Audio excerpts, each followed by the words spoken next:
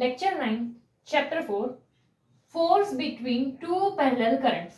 Now दो currents है जो एक दूसरे से पैरेलल है एंड उसके लिए हमें फोर्स फाइंड करना है। तो जैसे यहाँ पे ये हमारा एक वायर है एंड एक वायर ये है, ये दोनों एक दूसरे से पैरेलल है कि इसमें से फ्लो होने वाला करंट ऐसा है, इसमें से फ्लो होने वाला करंट ऐसा है एंड हमें इसके लिए फोर्स फाइंड करना है। तो फर्स्ट तो कह दो कि हमारे पास दो वायर है ए एंड बी, तो ये ए वाला वायर एंड ये बी वाला वायर एंड ये दोनों को डी डिस्टेंस पे रखा है एंड ये दोनों के बीच का डिस्टेंस कितना है डी एंड यहाँ पर ये दोनों में से जो करंट पास हो रहा है वो क्या है तो कि आई एंड आई बी। तो ये ए वाले में से पास होने वाला करंट क्या है आई ए एंड ये बी वाले में से पास होने वाला करंट क्या है आई बी।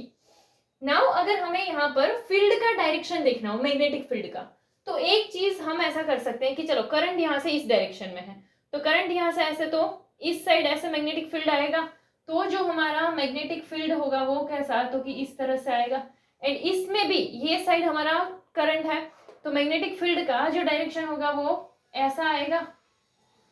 या फिर इस वायर जो है, वायर को ऐसे हॉरिजॉन्टली रख कर भी देख सकते हैं कि चलो ये अगर वायर है, यहाँ से करंट ये डायरेक्शन में पास हो रहा है तो हम इसको ऐसे रखेंगे एंड मैग्नेटिक फील्ड तो यहाँ से ऐसे इस साइड आएगा, तो वो कौन सा तो कि डाउनवर्ड डायरेक्शन में आ रहा है। सो अगर हमें यहाँ देखना है तो एक चीज ये होगा कि ये ए वाला जो है ना उसका मैग्नेटिक फील्ड यहाँ से ऐसे होगा, ठीक है, तो वो बी के हर एक पॉइंट पे हमें देखने को मिलेगा। जैसे यहाँ है तो जो मैग्नेटिक फील्ड होगा वो यहाँ से ऐसे होगा, तो वो हमें बी के पॉइंट्स पे देखने को मिलेगा। सो यहाँ पे ए वाले के लिए पहले तो अगर हम देखते हैं मैग्नेटिक फील्ड, तो हमारा उसका मैग्नेटिक फील्ड क्या हो जाए, सपोज बी ए हो जाए कि ए वाला जो वायर है वो उसकी वजह से जो मैग्नेटिक फील्ड प्रोड्यूस हो रहा है वो क्या हो बी ए हो एंड वो क्या तो कि हमें ये बी वाले कंडक्टर पे देखने को भी मिलेगा।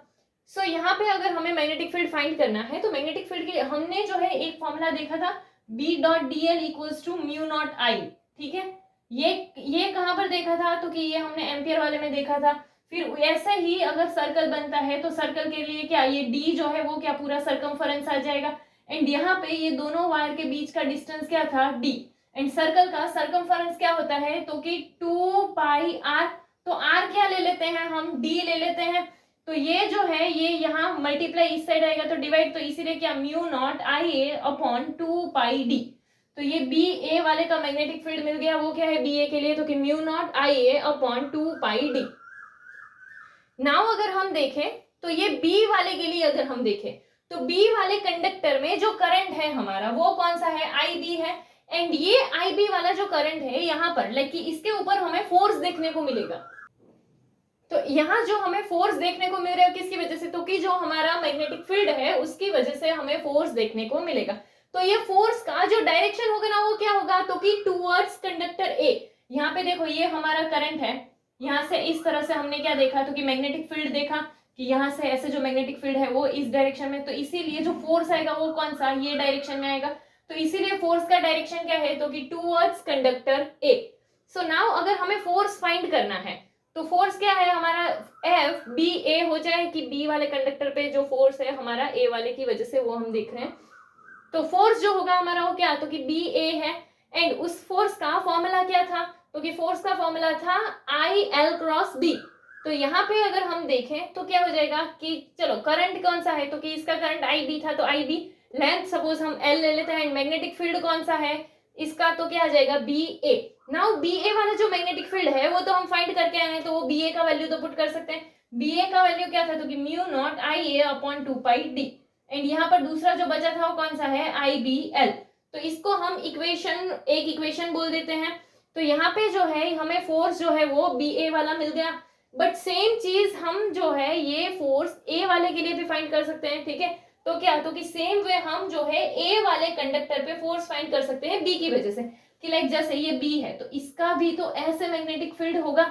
एंड इसका ये जो मैग्नेटिक फील्ड है उसकी वजह से यहाँ पर भी तो हमें फोर्स देखने को मिलेगा, तो उस फोर्स को सपोज क्या बोल दे एफ ए बी बोल दे। नाउ यहाँ पे फोर्स का फॉर्मूला तो सेम ही रहेगा आई एल क्रॉस बी, तो आई बट करंट कौन सा है तो कि आई ए है, length L and magnetic field कौन सा हो जाएगा तो कि बी बी। तो अगर हम ये मैग्नेटिक फील्ड फाइंड करें बी बी वाला तो फॉर्मूला क्या आ जाएगा मैग्नेटिक फील्ड का तो कि म्यू नॉट आई ए की जगह क्या आ जाएगा आई बी अपॉन में 2 पाई डी, क्योंकि डिस्टेंस तो यहाँ पर ये इतना ही रहा तो ये जो हमारा बी बी का वैल्यू है उसे हम इसमें पुट करेंगे, तो बी बी का जो वैल्यू है वो क्या आ गया, तो कि म्यू नॉट आई बी अपॉन में 2 पाई डी, एंड यहाँ पर जो बचा था वो कौन सा था, तो कि आई ए एंड एल, तो वो ये रहा आई ए एंड एल। तो देखो ये दोनों तो सेम दिख रहा है, बट होगा क्या, तो कि यहाँ पे जो फोर्स होगा ना ये ए वाले कंडक्टर का वो ये डायरेक्शन में होगा, यानी कि टूवर्ड्स कंडक्टर बी। इस वाले में हमने देखा था वो क्या था, तो कि टूवर्ड्स कंडक्टर ए था। यहाँ पर जो फोर्स मिला वो क्या है, तो कि टूवर्ड्स कंडक्टर बी, यानी ये इस तरह से है कि यहाँ ये ऐसे है हमारा, ये ए वाला कंडक्टर है, ये बी वाला कंडक्टर है, तो इसके लिए जो फोर्स है वो हमें यहाँ मिला इस डायरेक्शन में, इसके लिए जो फोर्स है वो हमें ये डायरेक्शन में मिला। तो अगर देखने जाए तो दोनों का डायरेक्शन कैसा है, तो कि दोनों का डायरेक्शन अपोजिट है, बट यहाँ पर दोनों का वैल्यू कैसा मिला है, हमें सेम मिला है। तो हम क्या बोलेंगे कि ये फोर्स कैसे है, तो कि equal in magnitude but opposite in direction. तो equal in magnitude and opposite in direction, यानी किसी एक को माइनस ले लेते हैं अपोजिट डायरेक्शन की वजह से, बाकी तो दोनों इक्वल ही है, तो इसीलिए ऐसा बोल सकते हैं कि F B A equal to क्या हो जाएगा, माइनस एफ ए बी।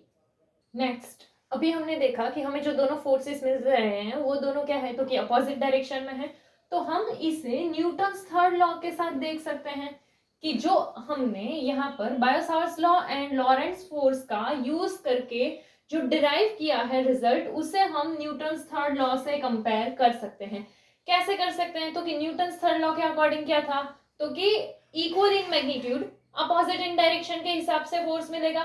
तो यहाँ पे हमें जो फोर्स मिल रहा है इसमें तो हमने वही देखा था ना कि देखो फोर्स का मैग्नीट्यूड इक्वल है एंड डायरेक्शन अपोजिट है, क्योंकि एक नेगेटिव है एंड एक पॉजिटिव है। सो हम बोल क्या सकते हैं, तो कि सेम डायरेक्शन वाले जो करंट्स होंगे वो क्या करेंगे, अट्रैक्ट करेंगे एक दूसरे को। यानी कि अगर हमारे पास ऐसे दो वायर है, इस वायर में करंट ऐसे फ्लो हो रहा है, इस वायर में करंट ये डायरेक्शन में फ्लो हो रहा है, तो इसका जो फोर्स होगा वो यहाँ होगा, इसका फोर्स यहाँ होगा, तो ये दोनों इस तरह से फोर्स यानी एक दूसरे को अट्रैक्ट करेंगे। Same way opposite directed currents जो होंगे वो क्या करेंगे, तो कि रिपल करेंगे। कैसे, तो जैसे हमारे पास दो वायर है,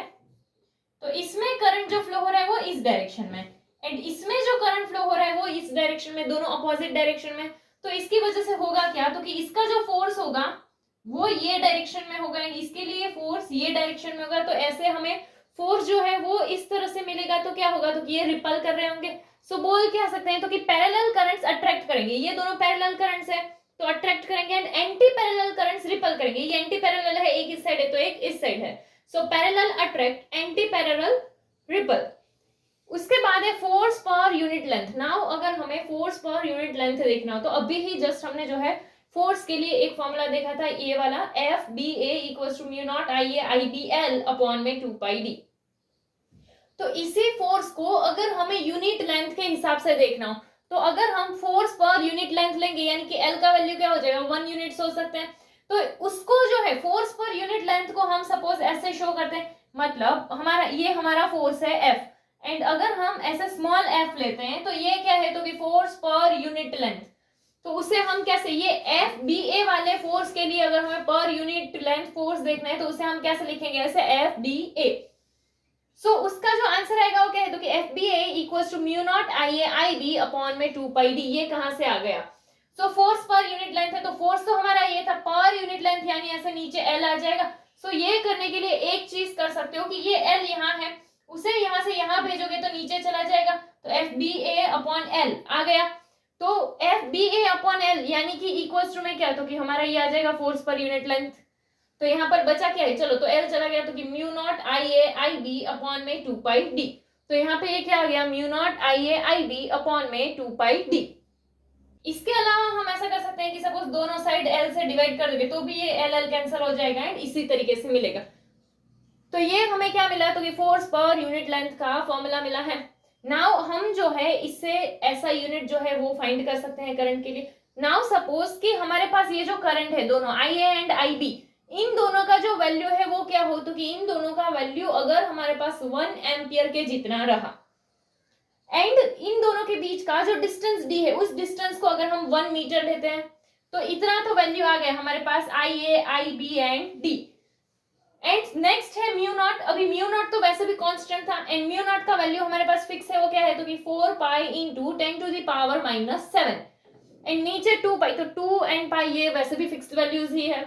तो इसीलिए अगर हम ये सब पुट करते हैं तो आएगा क्या, तो कि म्यू नॉट की जगह क्या आ जाएगा 4 pi into 10 to the power -7 into I A यानी 1,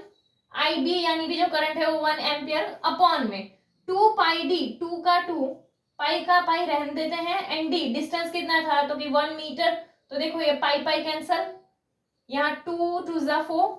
एंड ये 1 से मल्टीप्लाई यानी कुछ नहीं होगा, तो यहाँ आया क्या, तो कि 2 इंटू 10 टू द पावर -7। तो हमें ऐसे फोर्स पर यूनिट लेंथ जो मिला वो क्या होगा, तो कि 2 into 10 to the power -7। Next 1 ampere और यू कैन से एम्पियर क्या होता है वो अगर हम देखें तो से हमारे पास long straight and parallel conductors थे। अभी हमने देखा उसमें ऐसे लॉन्ग स्ट्रेट एंड एक दूसरे से पैरेलल कंडक्टर्स थे। तो ये पैरेलल कंडक्टर्स में से पास होने वाला जो करंट है वो 1 एम्पियर के जितना होगा अगर इन दोनों के बीच का डिस्टेंस क्या हुआ, तो कि 1 मीटर हुआ, एंड इसके लिए जो फोर्स पर यूनिट लेंथ है वो क्या हो 2 इंटू 10 टू द पावर -7। अभी ये क्या है, तो इसके पहले अभी ही हमने जो फाइंड किया कि क्या था हमारा, तो कि एफ बी ए अपॉन एल ऐसा था, एंड वो क्या आया था, तो कि mu naught I A I B upon में 2 पाई डी। तो यहाँ पे ये वाला जो फोर्स था वो कितना हो हमारा 2 इंटू 10 टू द पावर -7, ये पूरा मिला के ऐसा था। एंड क्या, तो कि दोनों के बीच का डिस्टेंस क्या लिया था हमने 1 मीटर, एंड यहाँ पर जो है हमारा तो बचा क्या, तो कि आई बचा है, एंड वो आई क्या होगा, तो कि 1 एम्पियर के जितना करंट लिया था हमने। तो इसीलिए हम क्या बोल सकते हैं, तो कि अगर जो हमारा फोर्स पर यूनिट लेंथ है उसका वैल्यू क्या हो, तो कि 2 इंटू 10 टू द पावर -7 हो, एंड दोनों ही वायर्स को एक दूसरे से 1 मीटर के डिस्टेंस पे रखा होगा, तो जो करंट होगा वो क्या होगा, तो कि वो 1 एम्पियर होगा। तो यहाँ पे ये देखो 2 इंटू 10 टू द पावर 7 में क्या लिखा है, न्यूटन पर यूनिट मीटर, यानी ये क्या है, तो कि फोर्स पर यूनिट लेंथ है। ठीक है, तो फोर्स पर यूनिट लेंथ का वैल्यू जब इतना होगा, दोनों कंडक्टर्स के बीच का डिस्टेंस 1 मीटर होगा, तो हमें जो करंट मिल रहा होगा वो कितना, तो कि 1 एम्पियर के जितना होगा उस टाइम पे। इसके अलावा अगर हम देखते हैं charge in terms of ampere, तो चार्ज का यूनिट हमें पता है, चार्ज का यूनिट क्या होता है, तो कि चार्ज का यूनिट होता है कूलम। तो इसको हम एम्पियर के फॉर्म में कैसे देख सकते हैं, हमें नॉर्मल सी चीज जो है ना वो करंट का फॉर्मूला आता है कि आई इक्वल टू क्या होता है, तो कि क्यू बाई टी। तो अगर ये यहां से यहां आ जाए, ठीक है, तो क्यू इक्वल टू क्या होगा, आई टी होगा। तो हम बोल क्या सकते हैं, तो कि 1 सेकेंड के टाइम में जितना हमारा 1 एम्पियर जितना जो करंट पास हो रहा है उसे हम क्या बोल सकते हैं, 1 कूलम बोल सकते हैं। ठीक है, सो क्या, तो कि 1 एम्पियर के जितना करंट है जो कि कहां से, तो कि कंडक्टर से पास हो रहा है, एंड उसके लिए कितने में, तो कि 1 सेकेंड में पास हो रहा है, तो उससे हम क्या बोलते हैं 1 कूलम।